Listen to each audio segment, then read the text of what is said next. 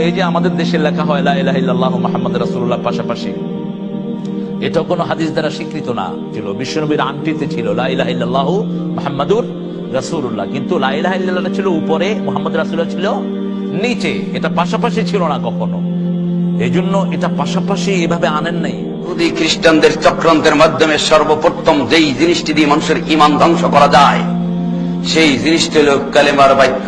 সেই জিনিসটি কি? কালেমার বাক্য, তাওহীদের বাক্য বলতে পারেন। সেটা কি? লা ইলাহা, তারপর মুহাম্মদুর রাসূলুল্লাহ বলছেন লা ইলাহা ইল্লাল্লাহ, বল বল।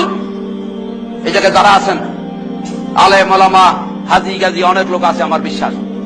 একজন লোক হাত জায়গায় বলুন তো, যত কিতাব পৃথিবীর বুকে রয়েছে একটা কিতাবের মধ্যে লেখা দেখেছেন এক জায়গায় হাদিসে রাসূল থেকে প্রমাণিত যে লা ইলাহা ইল্লাল্লাহ মুহাম্মাদুর রাসূলুল্লাহ দেখেছেন? একজন হাত জায়গায়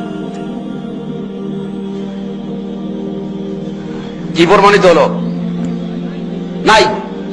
অথচ এদেশের মাটিতে এই কলেমা পড়ানো হয়েছে, শিখানো হয়েছে, মক্তব থেকে শিখানো হয়েছে কলেমা তৈয়বা লা ইলাহা ইল্লাল্লাহু মুহাম্মদ। এই ক্ষেত্রে ভারত বাংলাদেশে কিছু চরমপন্থী আছে,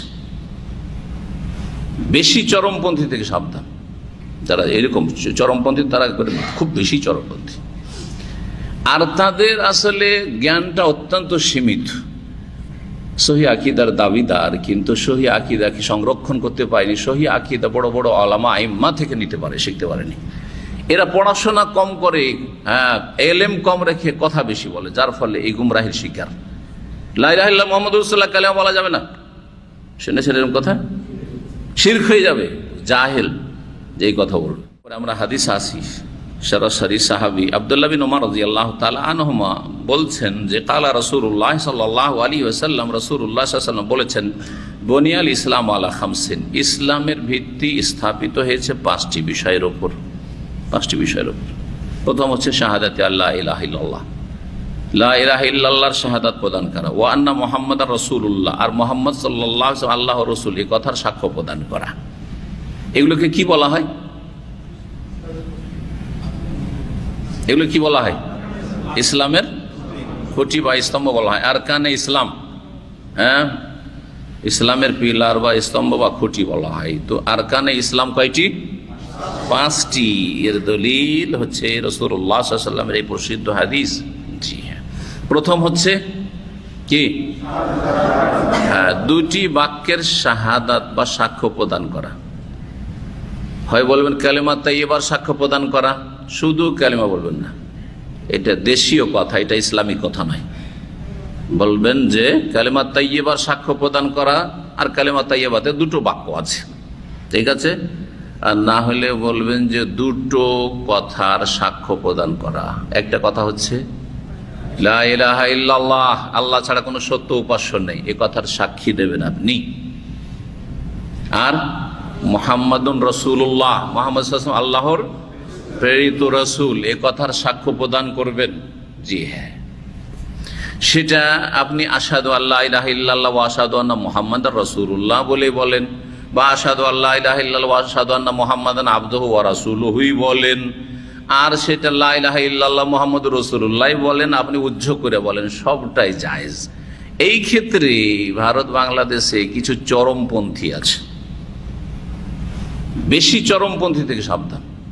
যারা এরকম চরমপন্থী তারা খুব বেশি চরমপন্থী, আর তাদের আসলে জ্ঞানটা অত্যন্ত সীমিত।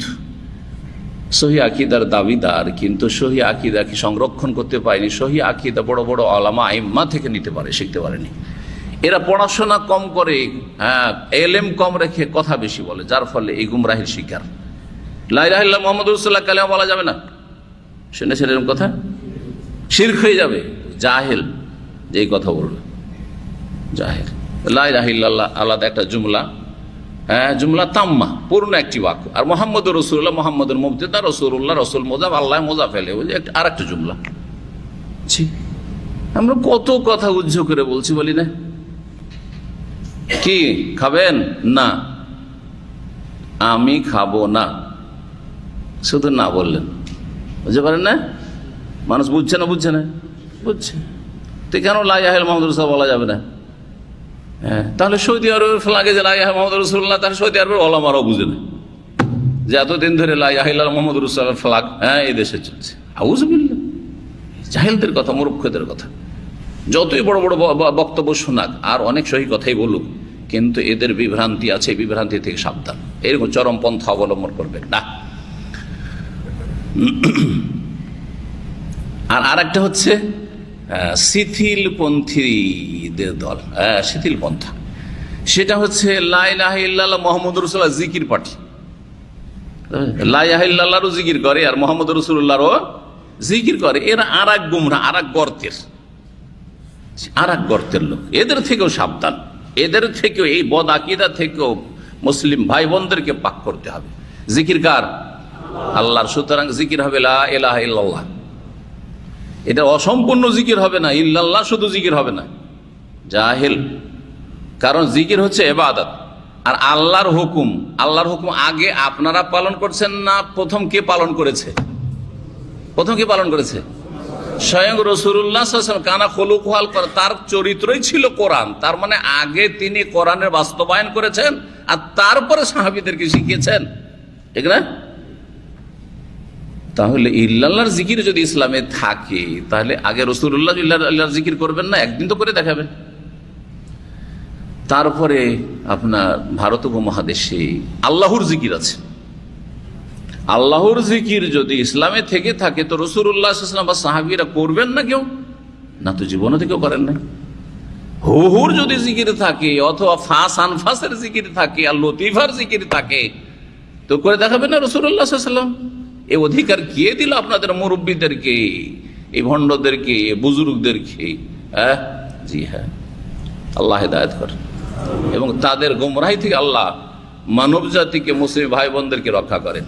জি হ্যাঁ, এই গুমরাহি থেকে সাবধান। আর এদিকে চরমপন্থা, এটিও বাড়াবাড়ি, আর যেটা গুমরাহি সেখান থেকেও সাবধান।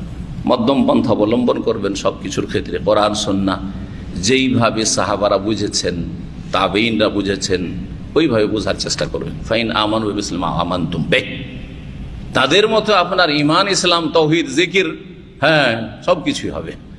সুতরাং বাড়াবাড়ি করবেন।